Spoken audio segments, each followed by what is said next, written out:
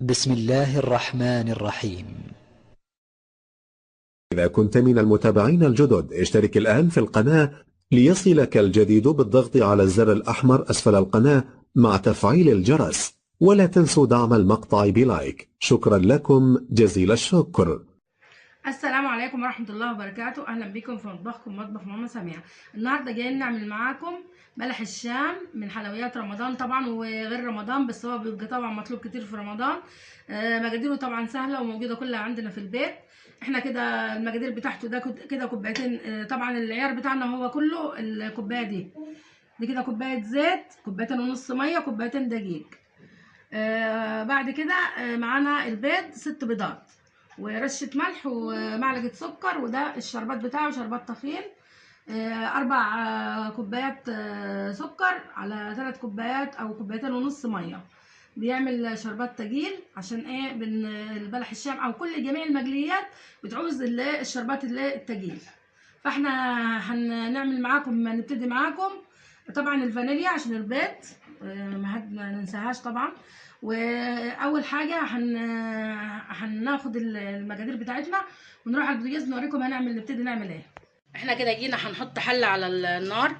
احنا قلنا كوبايتين ونص ميه، ادي واحده، ادي 2، ادي النص، وقلنا كوبايه زيت.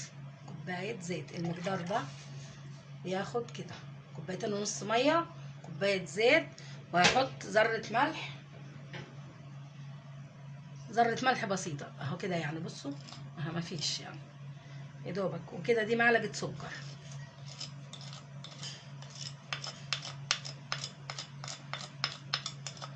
كده. هنقلبها كده لما تغلي هنحط الدقيق دفعه واحده ان شاء الله. كده اول ما غلت اهو معانا الميه والزيت والسكر والملح، بنحطه الدقيق مره واحده كده وبنسيبه على النار نقلب فيه كده على خشب بسرعه بسرعه كده.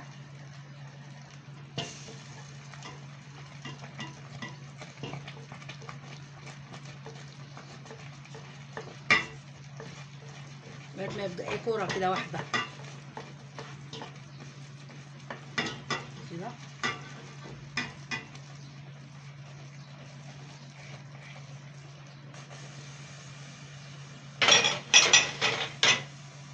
هنطفي عليه كده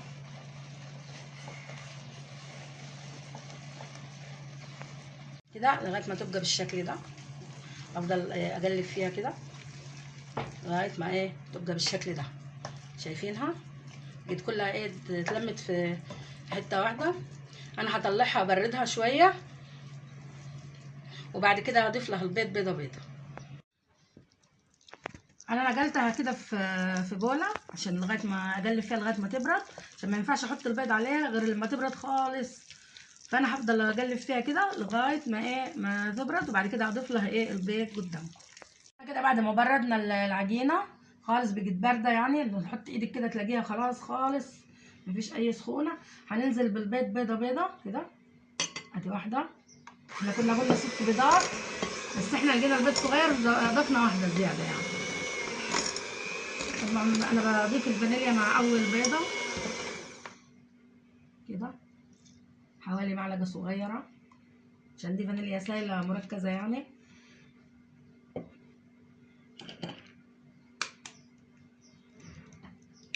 كل ما تختفي بيضه بنزل باللي وراها على طول.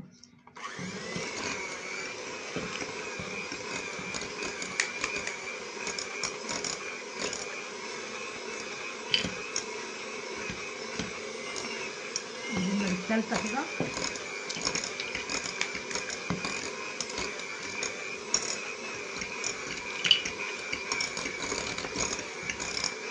الرابعه،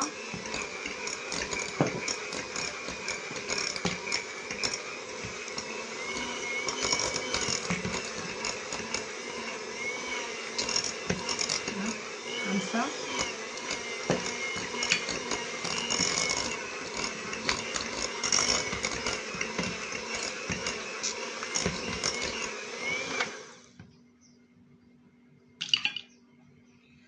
السكر،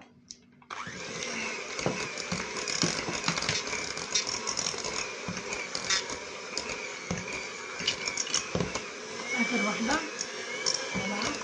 طبعا لو بيض كبير هيبقى 6 بس، احنا عشان لقينا البيض ده صغير فاحنا زودنا واحده عشان نقدر ايه تتظبط معانا.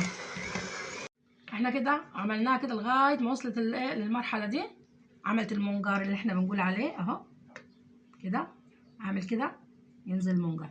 على فكره يا جماعه انا قلت 6 بيضات بس كانت محتاجه بيضه حطيت لها عشان البيض صغير.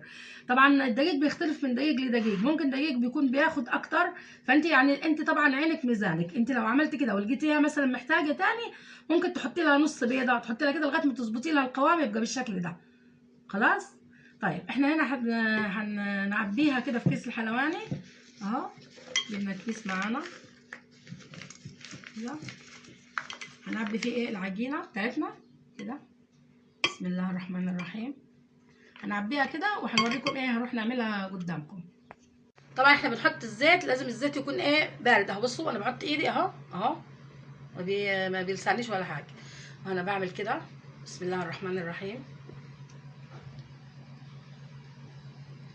اروح ايه ايدي اللي انا عصتها بالزيت كده كده، كل واحده تعمل على حسب هي ما الطول اللي هي عايزاه يعني اهو.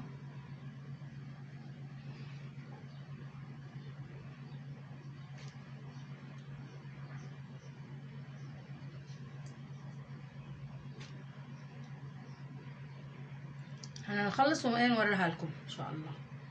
بصوا حطينا زي ما قلنا لكم الزيت بارد اهو، هيبتدي الزيت يا دوبك هيحس كده، هيحس اول ما هيحس الزيت والعجينه هتحس بيه هيتقلب لوحده، بلح الشام هيتقلب لوحده.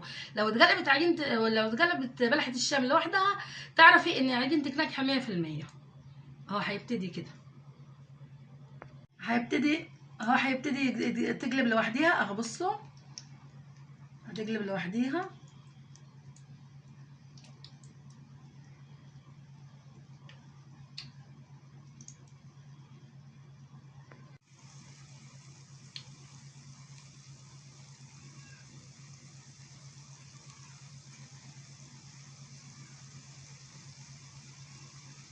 اهو شايفين البلحه بتقلب لوحديها اول ما تحس بالسخونه بتاعت الزيت.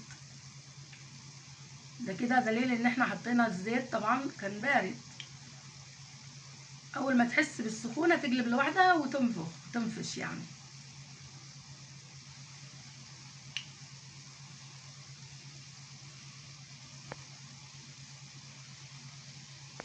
وكده بعد ما طلعناها قدام حضراتكم وحطيناه وعسلناه بالعسل اللي وريناه لكم، وكده جملناه بالفستق، واعملوه بالهنا والشفا وسهل جدا وفرح الاولاد ان شاء الله لما يتعمل وشكله حلو.